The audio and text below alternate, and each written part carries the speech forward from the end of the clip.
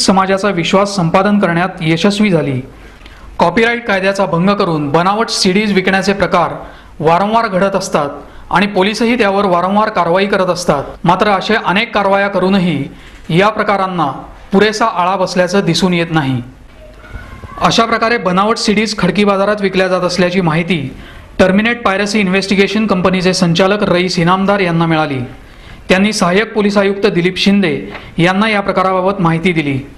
त्यांच्या मार्गदर्शनानुसार इनामदार व पोलीस पथकाने खडकी बाजार येथे धाड घातली। या धाडीचं प्रत्यक्ष चित्रण खास जनवार्ताच्या दर्शकांसाठी।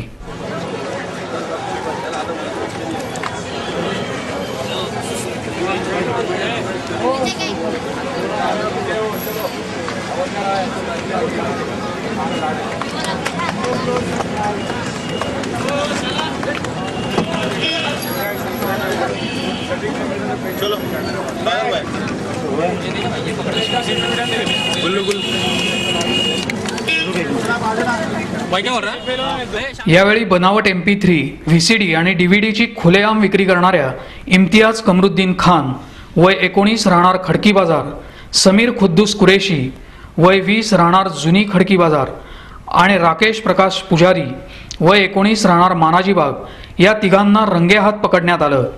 त्यांच्याकडून सुमारे 13 लाख रुपये किमतीच्या बनावट सीडीज जप्त करण्यात आल्या।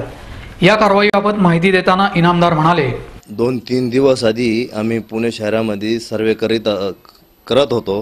तो सर्वेमध्ये आम्हाला माहिती भेटले की खडकी बाजारमध्ये डुप्लिकेट सीडींचा खूप मोठ्या प्रमाणावर व्यवसाय चालू आहे। जशी आम्हाला माहिती भेटताच आम्ही ॲडिशनल CP साहेबांशी भेट घेतली आणि त्यांना हे डुप्लिकेट सीड्याबाबत त्यांना कळवलं की असं ह्या मार्केटमध्ये खूप मोठ्या प्रमाणावर विक्री करतात हे लोक डुप्लिकेट सीडींचा। तर त्यांना आम्ही ॲडिशनल CP साहेबांशी कळवताच त्यांनी त्यांच्या पोलीस खात्याचे एक थापा आमच्याबरोबर दिला आणि काल जाऊन आम्ही संध्याकाळी खडकी बाजारमध्ये त्यांच्यावर रेड केली। त्यावेळेस 3 मोठ्या प्रमाणावर दुकानदार होते, तर त्यांच्यापाशी हिंदी व मराठी जास्त भेटलं आम्हाला।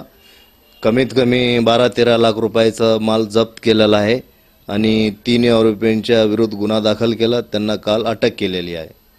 भाजपाचे दिवंगत नेते प्रमोद महाजन यांनी